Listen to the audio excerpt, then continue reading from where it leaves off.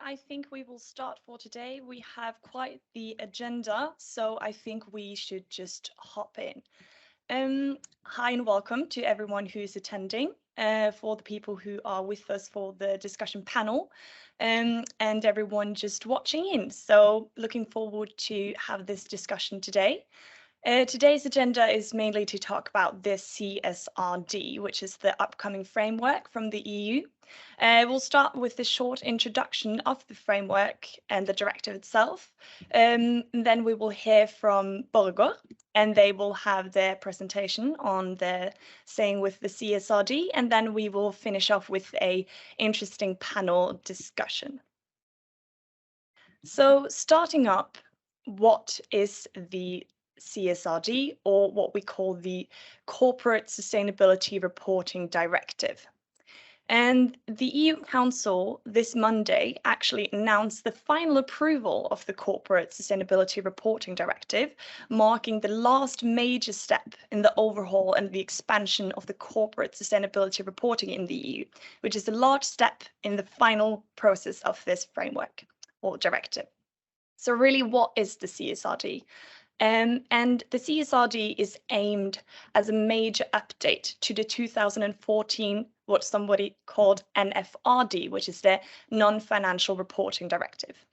I also want to say that there will be quite a few abbreviations today. There is quite a lot of long words, but we will try to make them as overcoming as possible.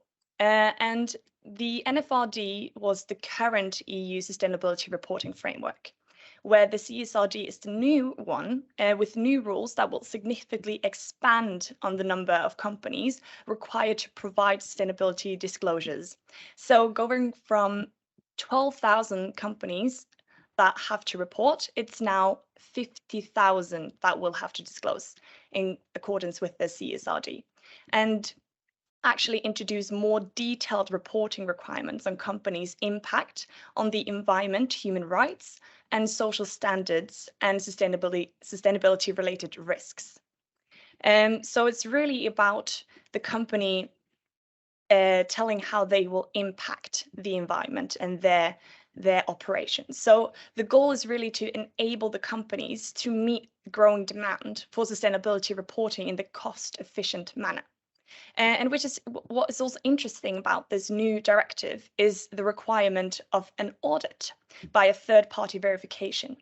And it's also has this attached framework on how to report according to the CSRD, which is called the ESRS, or the European Sustainability Reporting Standard, which is a detailed reporting requirement that comes with the CSRD. But it's really much a helping framework as to exactly how do you report on this.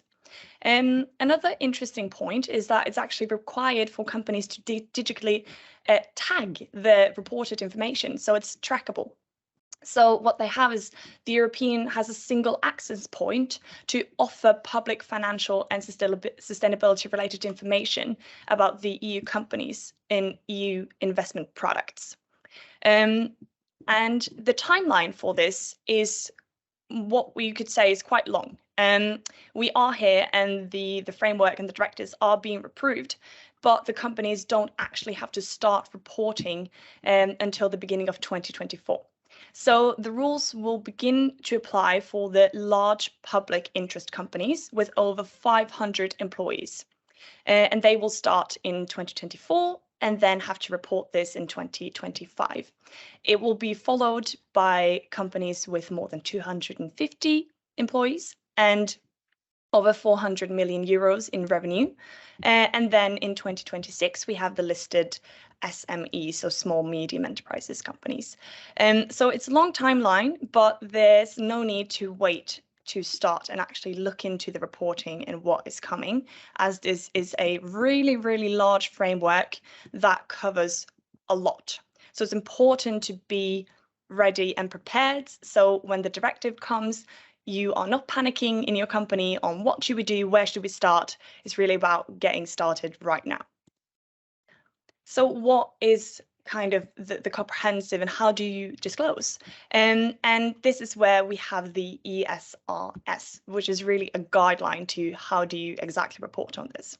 But as I mentioned, it is quite comprehensive, and it's kind of divided in the environmental, social, and governance that we are used to, the ESG normal standards that we've all heard about. And it's just that they are kind of categorized in these 11 disclosure topics, where under the environmental, you have topics such as the climate change, pollution, biodiversity, which is really interesting, a new one, which is emerging, really. It's a new one that we really appreciate that is in there. We have the social ones, which is the workforce and affecting communities, for example. And then you have the governance, which is the risk management and the business conduct. So, yeah. And then going into how the company can start to prepare for this really large and vast directive is to, from our side at CEMAsys, is really start at the bottom. And we have the greenhouse gas protocol where you can report according to the 3 scopes and get your scope 3 verified, which is also a really new good thing in the CSRD, is that you actually have to include your scope 3 emissions, which has not been mandatory previously. You also have the GRI standard, which is the main framework for reporting, and kind of also like a guideline in sustainability reporting as to exactly line up and how should this be shown in your sustainability reporting. You also have the TCFD, which is the risk management, which also meets one of the requirements in the ESRS.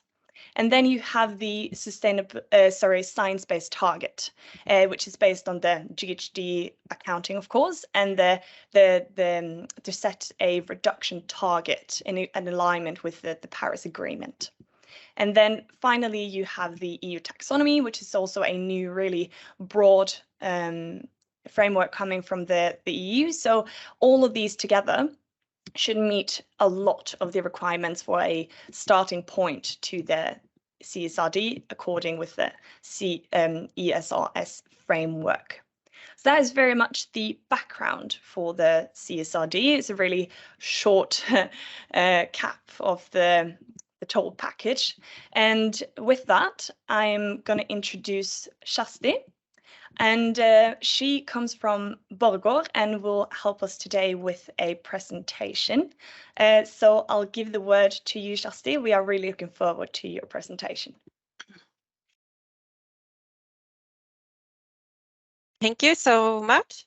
I will just give you a short introduction to Borregaard so that you can understand our sustainability context and why we have worked with the new directive.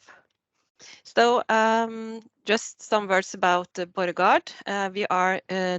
We call us the world's most advanced biorefinery.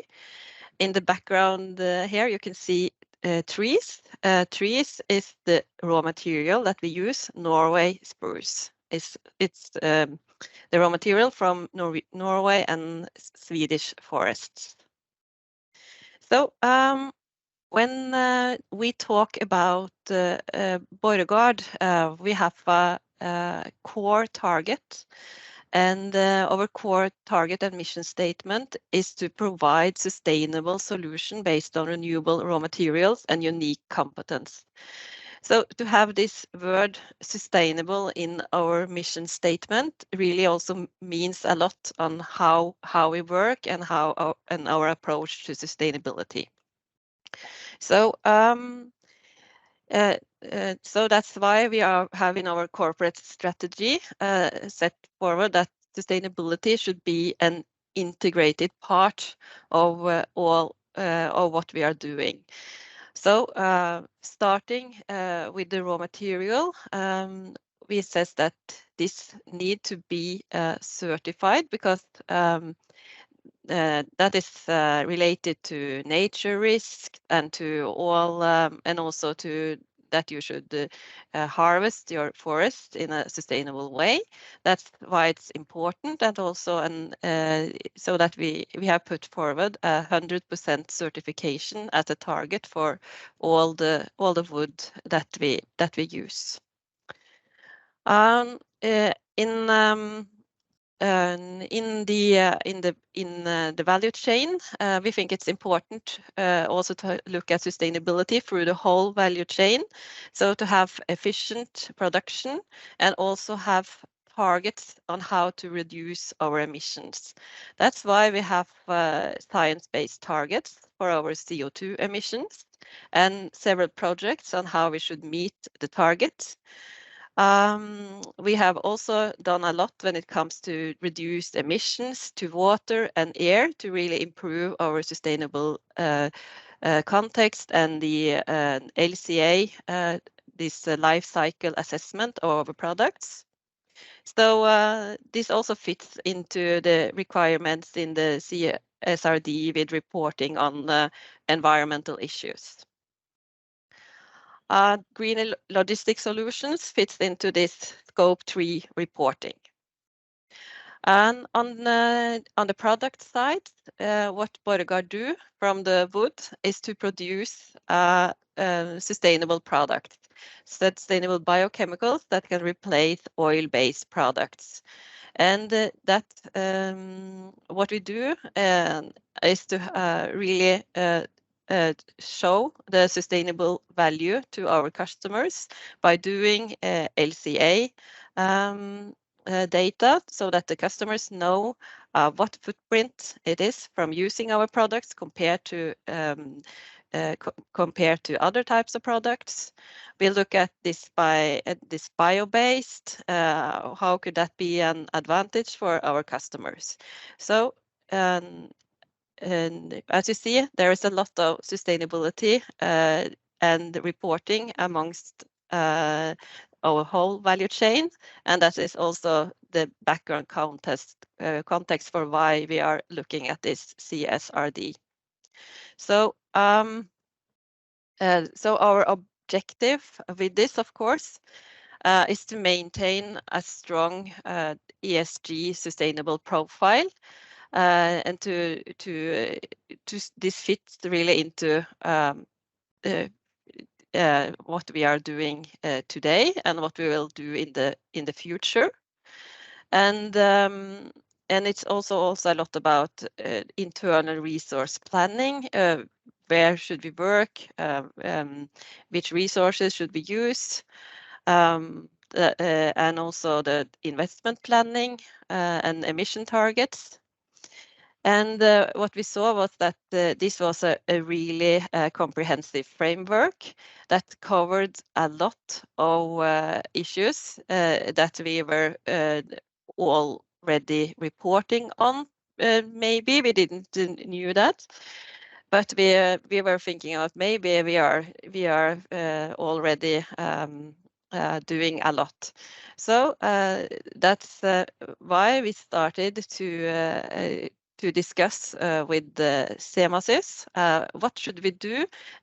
Should we do a gap assessment to understand how we are how we are today compared to the coming regulation? So CEMAsys, they have made a structure where they have published all these CSRD requirements in a workbook. And the next thing is that they have connected all the relevant ESG framework and guidelines with the CSRD requirements.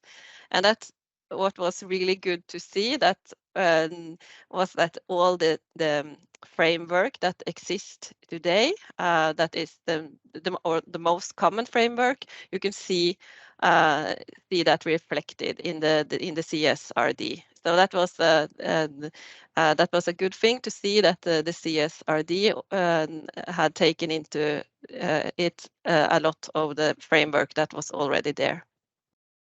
So from this gap analysis, we got results with a broad overview over the gaps.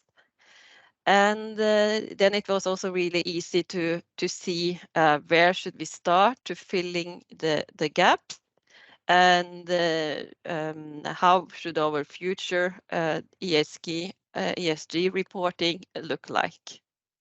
So that was quite a good process, and the result from that project, we saw that yes, this is it's a lot of requirement, but especially within the environmental area. But Borregaard, we are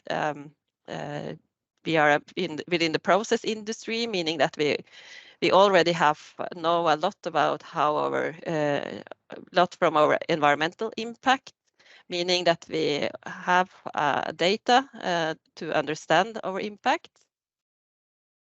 And we also saw that the framework could be used as a tool, as a roadmap on how to continue further. So since we already report, we have already have a TCFD report, we have a science-based target, we have the carbon gas emission reporting according to the GHG protocol with the approved scope 3 emissions. We have made the EU taxonomy report first draft, and we have also we are also reporting according to the new GRI standard. And so we saw that yes, we have already a lot, and so I think that was a good thing. And I think to all of you that you should, if you have a lot of reporting already, it will not be difficult to start with the CSRD. So and I think that was all from me. Thank you so much, Shasti. That is really interesting. And as you said, when you really look into it, you have much more than you already think when it comes to preparing for the CSRD. So just a final question, how would you say your overall experience was with starting this whole kind of direction going towards the CSRD? I think it was because CEMAsys had already made this framework that we and also connected it to the existing framework, and then it was easy to or much easier to see what was our gap, and so we learned a lot from that process that this was not. This is not something new. It's something that is already there and that we are already doing. Perfect. I'm glad to hear, and good luck on the remaining journey of your CSRD. Thank you so much.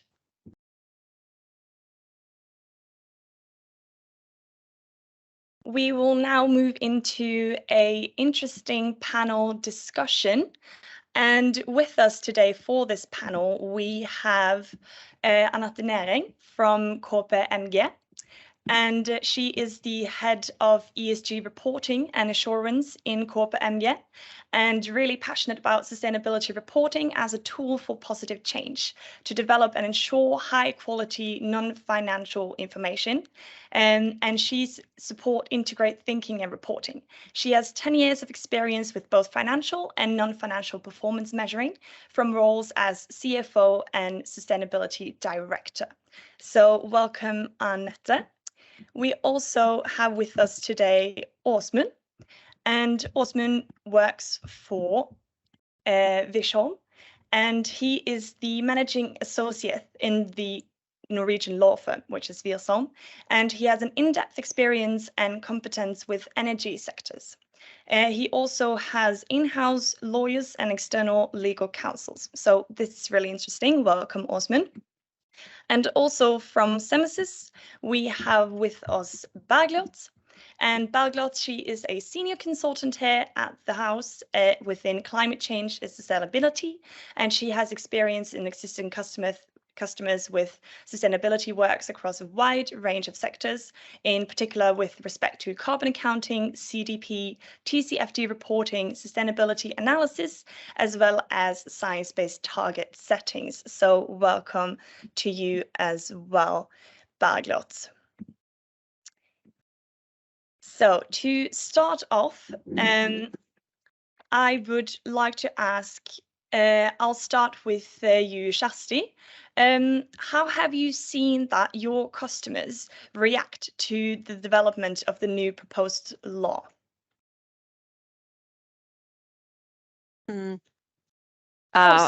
Sorry, yeah. Kjersti, I was meant to say Annette. That is my fault, Yeah, Annette. okay. Sorry. Thank you, Frida, and thank you for the nice introduction. So, yeah, what we see is, I think, a bit what Kjersti told about here, that those customers that have already a sustainability report in place and are more mature, they now do a CSRD gap analysis to see what needs to be done to be CSRD ready. Usually then we also start with a double materiality assessment against ESRS, so that double materiality, for those who are not aware what that is, it's I think one of the fundamental principles in deciding what to report within the sustainability report, and it's also a great way of defining what to prioritize, because ESG is broad and it's important to prioritize what matters. And then we see that we have also more like the SMB market with the small and medium enterprises, and it's not everyone that have started with sustainability reporting, and I think that's a big like difference now, that until now we have only seen like voluntary reporting, and the new standard require a lot of companies to report. So that means that those companies that have not started, they have a longer way, whereas what Kjersti just concluded here, it's when you are reporting on, for instance, GRI 2021 and all the other frameworks, then it's not that long way to go. Some that have not started now, they can make a decision whether they want to take the step first with the GRI or if they now go directly to CSRD. So I think, yeah, for us as well, such as you mentioned, Frida, is that we encourage everyone to start up now. I think many are raising the question, what year will I need to start reporting? But our like key message is you should start preparing now. Really good. It's really interesting what you are saying with the double materiality and how important central that is for the starting up, and really for the smaller companies also to really actually start, even though the timeline is really far ahead. It's good for them to have a starting point, so it's not all panic when the directive actually comes. So interesting. Osman, how would you see that for your customers and the way that you are working with your clients, how they are developing and the reactions they have towards the directive?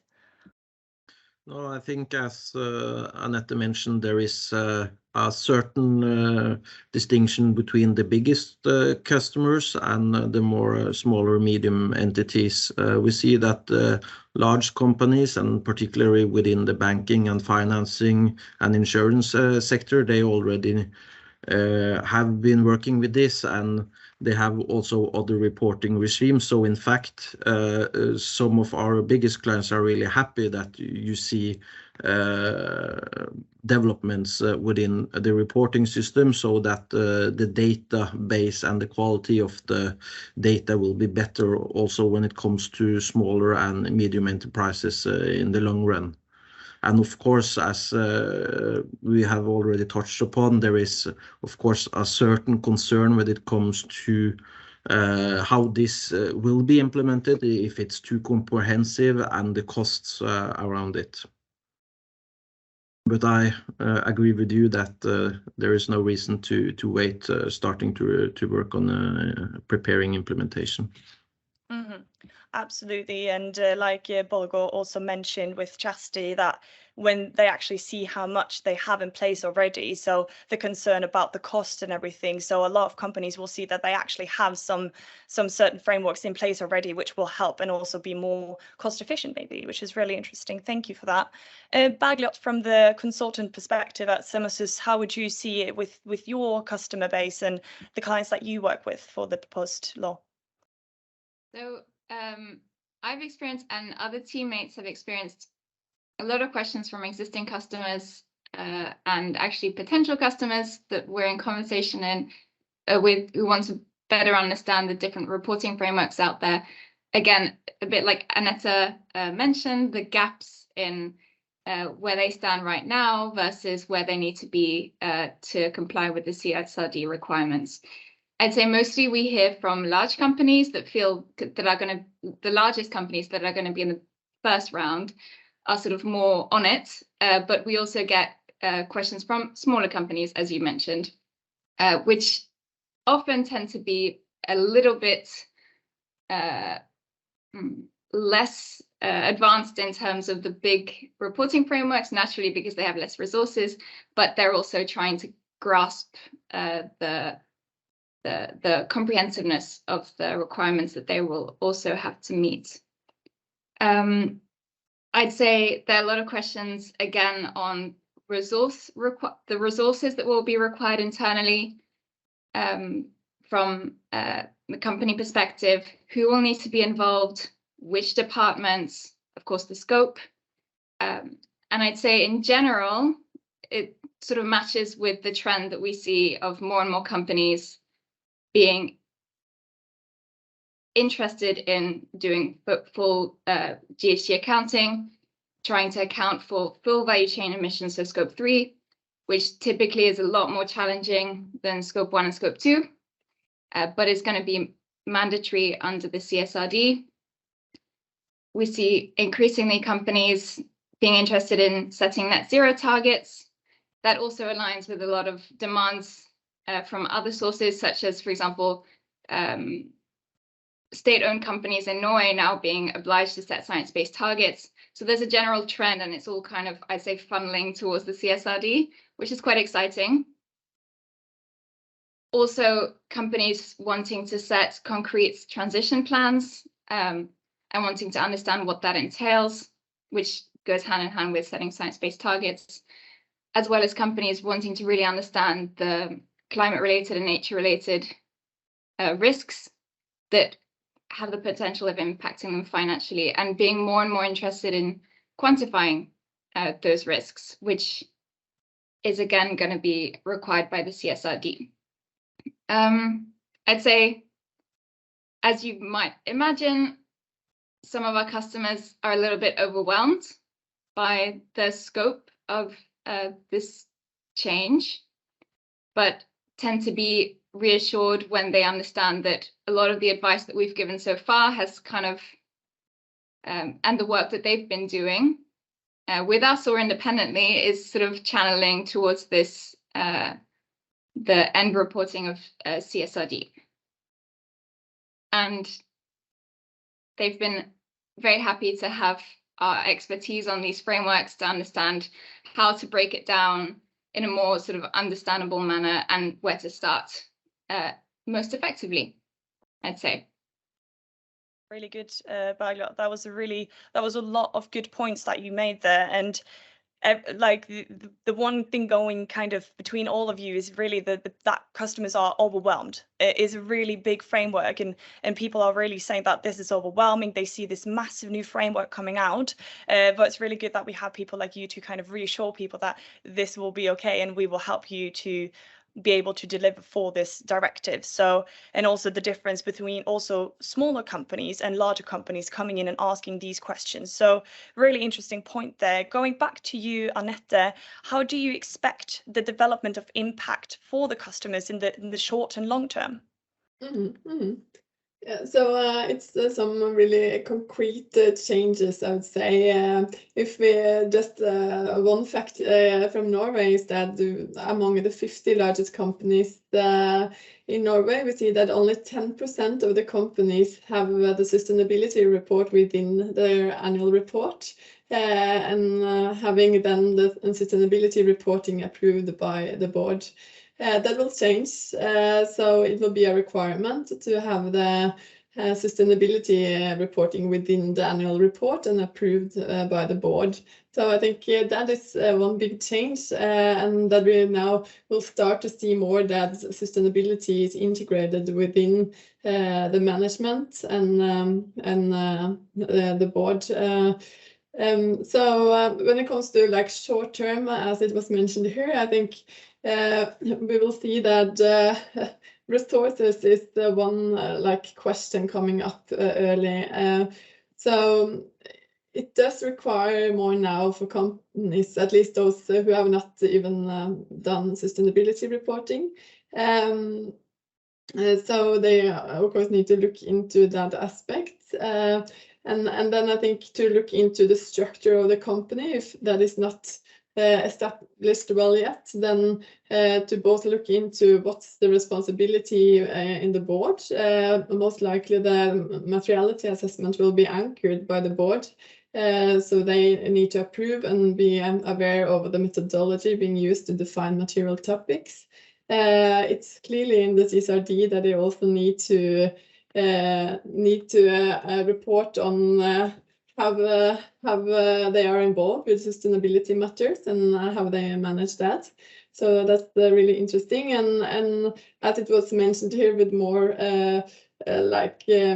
quantitative data and more facts and numbers when it comes to sustainability, then I will expect the trend we see now, that more sustainability teams will go under the CFO function and sit closely with the financial reporting team. Yeah, that's some concrete changes. If I think talk more about the long-term impact, I think what will be in focus is the quality of the reporting. And it will be several ways that the customers need to follow up on how to improve the data. So one item is the systems. Do they have sufficient systems in place? Most likely we will see a lot of systems being used in the reporting to get a better structure.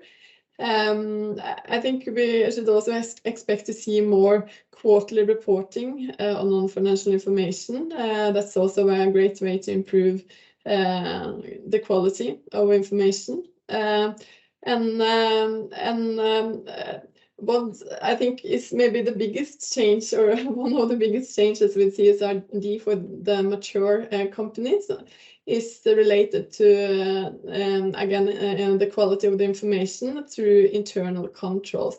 Because today we see that internal controls are in place on financial reporting, but it's really immature also for companies that have come a long way in the sustainability reporting.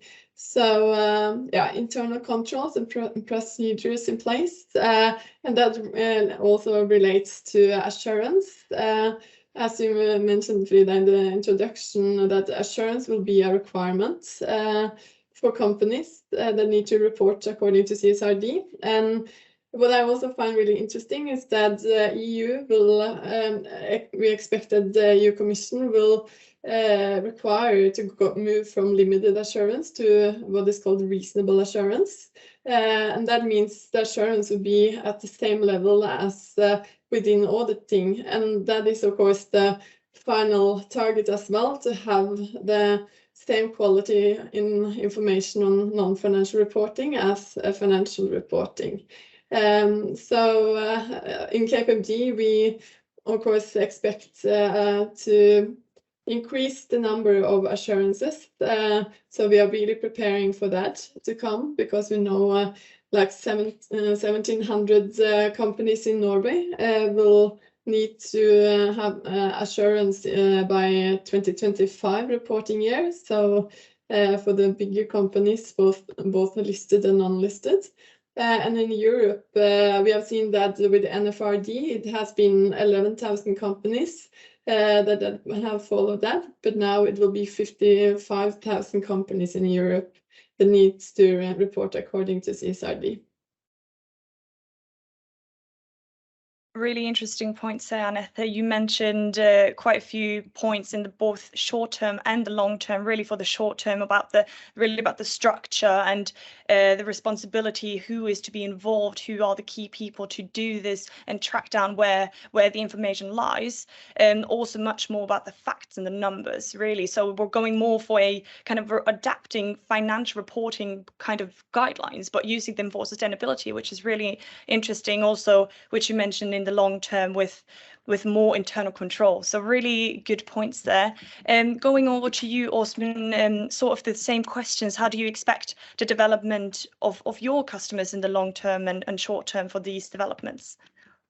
Yeah, so I think just to continue with what Anette ended with, there is a significant increase of companies that will be subject to the new reporting obligations. If I'm not wrong, I think there will be about 75% of total EU companies turnover, which will be covered.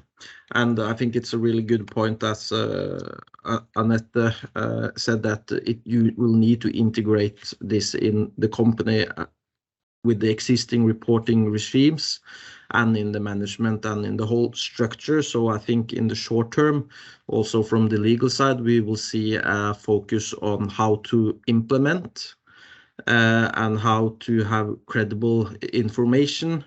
And then another aspect with the CSRD is the increased scope of the EU taxonomy. So any company that is concerned with the CSRD will need to report on their alignment with the EU taxonomy.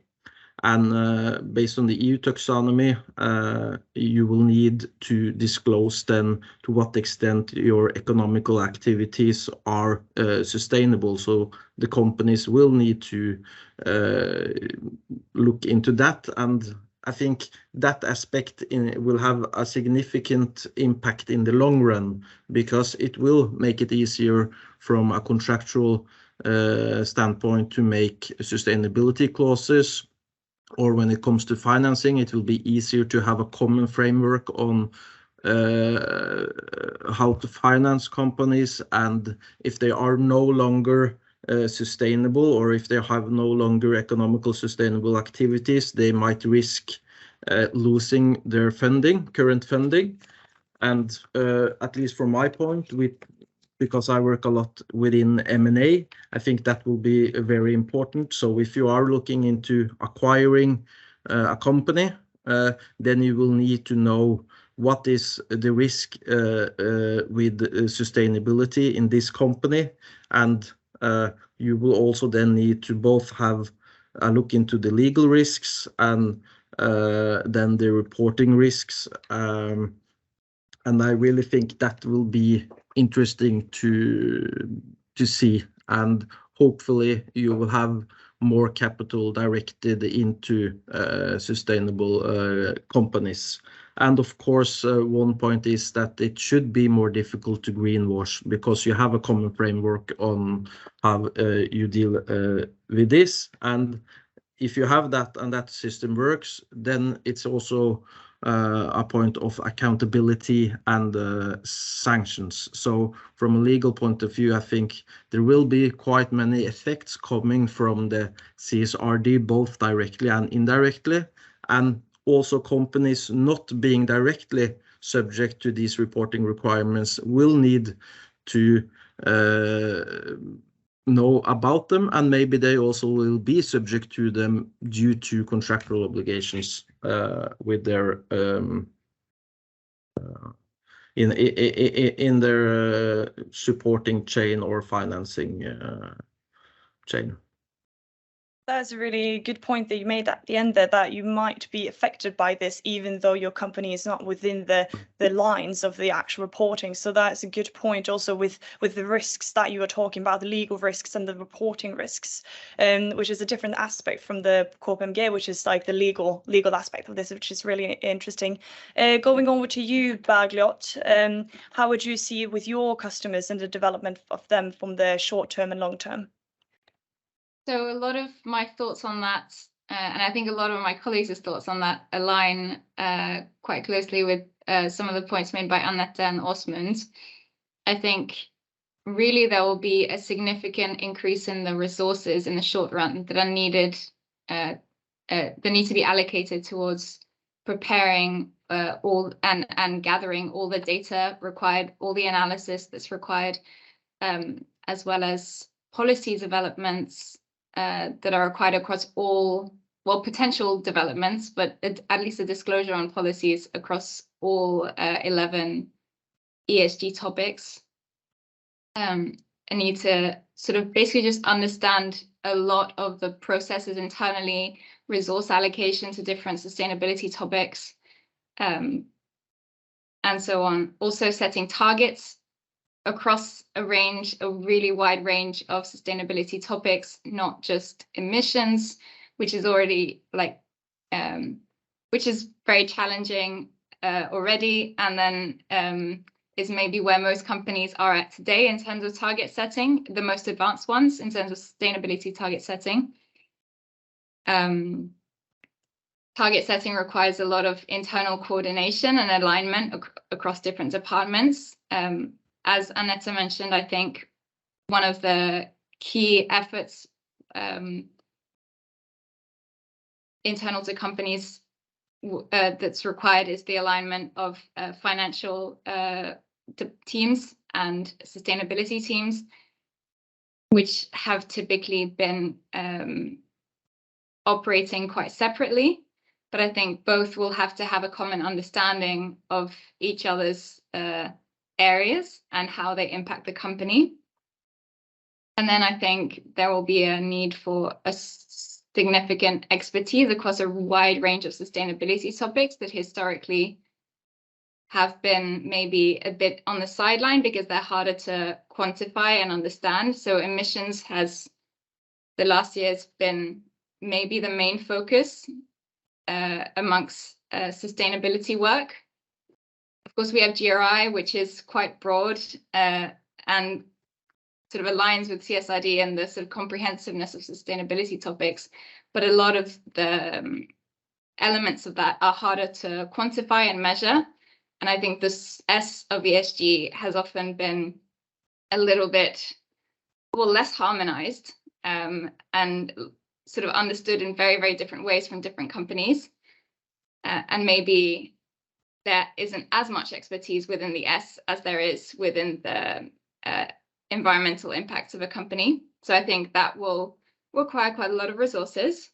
It's also very exciting. And then I'd say in the long run, I expect the processes that need to be set up internally will be more in place, and the sort of flow of work that's required annually will be more systematized and therefore require less resources. But it appears that there's going to be a need for continuous work through the CSRD, through, for example, mandatory due diligence processes throughout value chains in terms of human rights and environmental impacts, as well as assessing performance against targets that have been set on an annual basis and maybe reevaluating these. So I think it's kind of an ongoing continuous work that will continue to require resources, as it should, because hopefully, we kind of need a system that allocates resources to the activities that are more respectful of the environment and social sort of needs. So it's, but most resources in the short run, most uncertainty and most work, but still continued resources in the long run. And hopefully, as Åsmund mentioned, with as a framework and regulation that prevents greenwashing, companies that are making sort of tangible positive impacts or reducing in a sort of concrete and verified manner their negative impacts will be rewarded in the long run and more resilient, as well as other companies in that system, even if they're not impacted directly. Thank you for that, Bergljot. It's an interesting debate that you're taking up there with the financial and sustainability departments kind of have to work together to sort and be able to report on this. So, and also what you're saying with more work now, but it doesn't necessarily stop. It's not like you've reported to the CSRD once and then all the work is over. This is a continuously task that has to be done in a company, but of course more resources now, and then you will get paid back with the more systemized work in the future. So that is really interesting. Annette, going to you, how do you see the expertise that is required by the market evolving in light of the audit requirements under the CSRD? I think just to touch what Bergljot mentioned with the competence, we see that the biodiversity is one of those topics being more on the agenda now. And when it comes to the competence, I have not seen many companies having that competence to identify impacts when it comes to biodiversity. So what we will see is that companies, they need a broader competence. I went to one seminar where it was one of the speakers saying that we need more ecologists in the room. And I think either if you use an external expert to support you in that work, or even have a specialist within the company on, for instance, such a topic. So if I move to exactly what you asked about, Frida, with the competence and also related to assurance, I think it's really related to what I already have mentioned with especially increased quality of data and but also qualitative information. So we have a really important role to play as an assurance and auditor company. So at this stage, for us, it's really important to set the sustainability topic at the agenda for the board and management. And it's a key to also, as I mentioned, to increase the competence when it comes to internal controls and to link the expertise on sustainability also and learn from the financial team. I think it's a lot of synergies there. So it's a great benefit to work more together. Absolutely. With the competence that you were saying, there's a lot of topics with these 11 disclosure topics, and the competence may not already be there on all these disclosure topics. So especially the one you're mentioning with biodiversity, which is a really interesting new one that's up and coming. So thank you for that. Over to Åsmund. What legal financial risks do you think companies may face under the CSRD?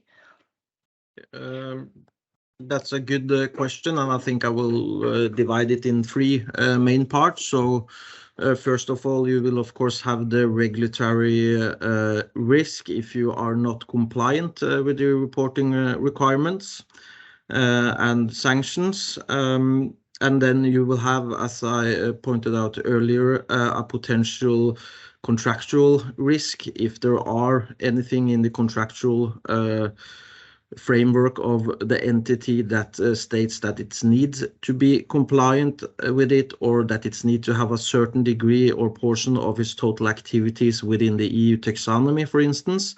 And then my third point would be that, and this also goes back to the companies needing to use resources on this, but I think if you do it correctly, it will have increased value for the company. And if you don't do it correctly, it could also impact the value of the company in a negative way, and that would particularly be important to check when you are selling or buying companies or transacting or doing transactions in other ways.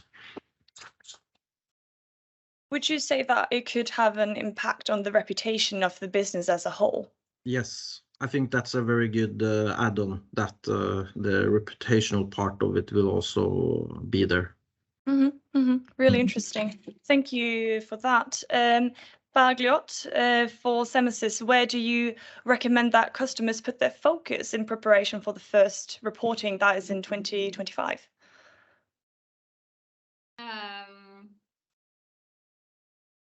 I have a list of items, but I think it's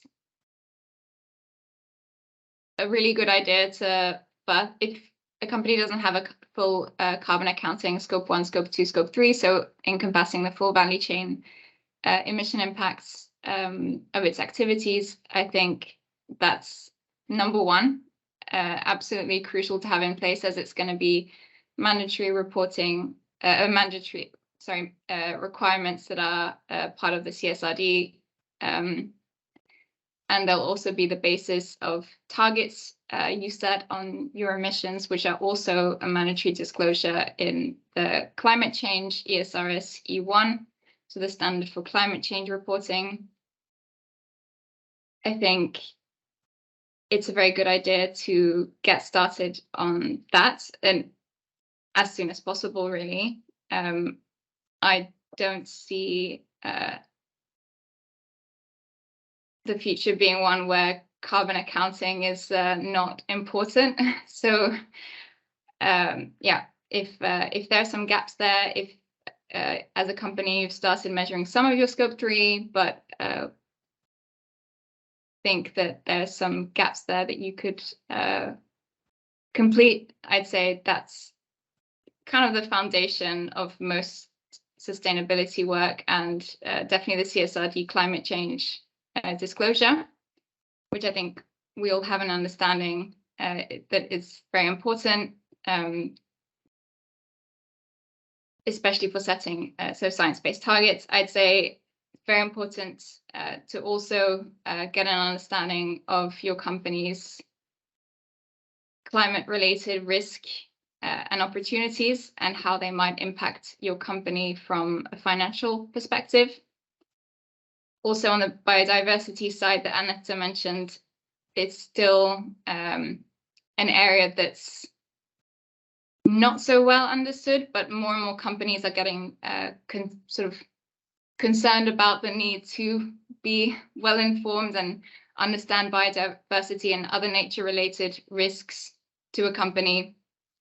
I'd say the TNFD, the Teacher for Nature-Related Financial Disclosures, which is kind of similar to the TCFD, as in the thinking is similar in that it is a framework for companies to understand the nature-related risks that could impact a company's financials. I think that is a really good place to start.